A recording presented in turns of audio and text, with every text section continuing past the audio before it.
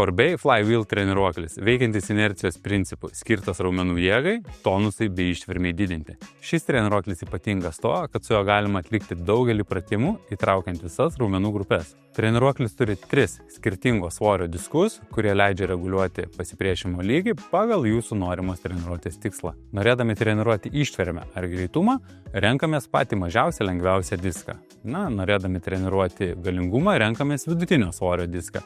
Ir žinoma, norėdami treniruoti jėgą, renkamės patį didžiausią ar net kelis diskus vienu metu. Su SportBay Flywheel treniruokliu mes galime treniruoti nugaros bei kojų raumenis, treniruoti rankas ir pečių juostą ir netrukus parodysiu, kaip tai atrodo.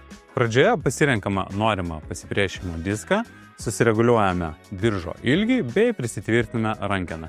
Nekeičiant rankenos, mes galime taip pat atlikti nugaros pratimus, kojų pratimus, atlikti pratimus pečių juostai. Kaip ir minėjau pradžioje, komplektą sudaro 3 skirtingos svorio diskai, rankena vienos rankos treniravimui, rankena atlikti pratimus laikant ją 2 rankomis, bei papildoma platforma, kuri tvirtinasi ant treniruoklio, norint atlikti šoninius ar paprastus įtupstus. Tad, jei tu ieškai universalaus treniruoklio, šis SportBay Flywheel treniruoklis skirtas kaip tik būtent tau.